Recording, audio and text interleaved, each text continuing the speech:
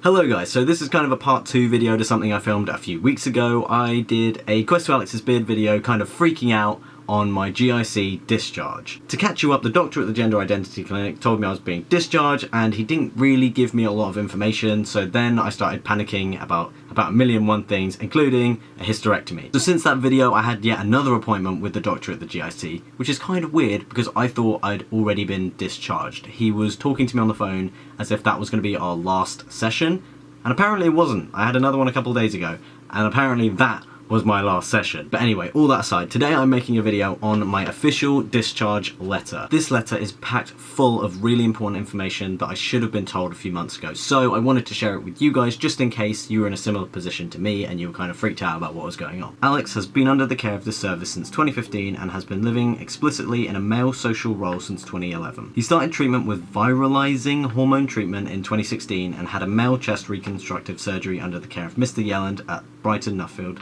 in 2017. His gender dysphoria is much improved. He describes feeling happy and in a good place.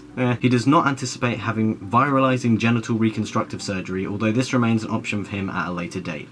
As he is not at this time seeking further interventions from our service, we have agreed that he will be discharged from the clinic. If in the future he should need a referral to secondary care or other specialist services, he may wish to advise them about his different gender past before his first attendance at an outpatient clinic, or give you permission to disclose this in your referral letter, so they may make appropriate arrangements to ensure that his needs are met and his dignity respected. I love this so much. I include the following information to assist you with his long-term management in primary care. And so now there's like a bunch of different sections. Genital health. Oh dear. He is receiving continuous testosterone therapy, rendering him, oh god, what does this say? Amenorrheic with an intact uterus. Oh no. Authoritative guidelines recommend that he should consider having a hysterectomy and, oh no, bilateral salpingo-oophorectomy. What?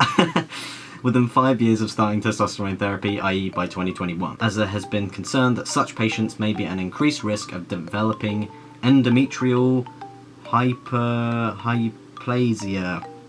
There is limited research data to support this recommendation, and the relative risk of endometrial cancer is low. Should he elect to have this, please refer him to a gynecologist with experience working with trans men for this procedure, and laparoscopic surgery is preferable in case he wishes to proceed with GRS at a later date. If you contact us at the time, we should be able to provide you with advice about this should you require it. It would not be reckless for him to decline a hysterectomy. He is aware that he should seek medical advice regarding any vaginal bleeding, as this may be a sign of pelvic pathology.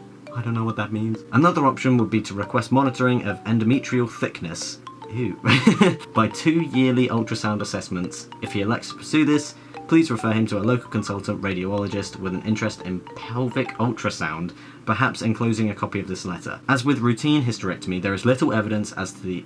What does that say? As with routine hysterectomies, there is little evidence as to the efficacy of this approach, even though it's described in authoritative guidelines. We continue. While he still has a cervix, he should consider having cervical cystology screening from the recommended age.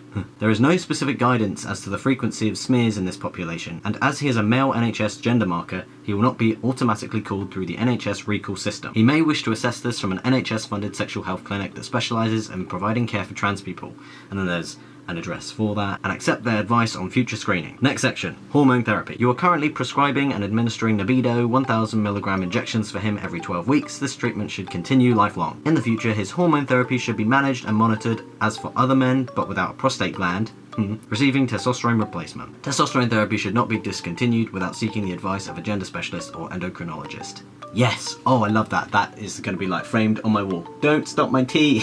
Next section. Breast health. Breast health? What? He had a bilateral partial mastectomy under the care of Mr. Yelland in Brighton in 2017. Approximately 80% of his breast tissue will have been removed, including those sites where cancers most frequently arise. That's good, I suppose. It is not impossible for him to develop breast cancer, but it is unlikely and his risk is similar to that of cis men. Unless he experiences a resurgence of gender dysphoria, he should not need a re-referral to our service, although we would be pleased to offer you general advice on trans health and about referral to other services. Should he wish to proceed with viralizing genital reconstructive surgery in the future, please refer him back to us. I have now discharged Alex from further medical follow-up by our service and wish him very well for the future.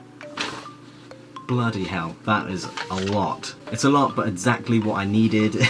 I feel so much better knowing what's going on and knowing that my local doctor has the information she needs to care for me. I may not have understood half of what was said there, but at least it's there and I can Google it if I want to. Thank you, by the way. A lot of you guys on my last Quest for Alex's beard video commented that, oh Alex, you don't need a hysterectomy, it's a myth. And I do really appreciate that because I was freaking out. However, I think personally I do want a hysterectomy, just mainly I guess because if my T levels drop, I don't want my period to come back. I know that's like a really tiny reason for actually wanting all of my organs removed, but yeah, it's kind of important to me. And to be honest, I'm still not sure if I want bottom surgery yet, but the way I see it, there's no rush. But yeah, I hope you guys found this video interesting. Judging from the comment section of the last video, a lot of you guys were going through a similar thing, so I hope this helps. By the way, just kind of a side note, the first batch of merch is getting printed and distributed soon, so if you would like this beautiful hoodie, this beautiful t-shirt, this beautiful poster, or this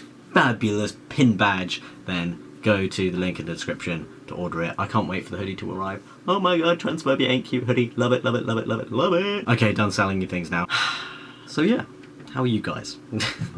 What's going on in life? How far are you in your transition? So I think that's all I wanted to say in this video, just to give you guys a little update. My next Quest to Alex's beard video, and probably the last one for a while, will be next month. It'll be my official 2 years on T anniversary birthday thing. So I'll be doing a big catch up of what's going on with my body and a big comparison with photos and videos and everything like that. So yeah, keep your eyes and ears peeled. Love you, I gotta go now because I'm tired.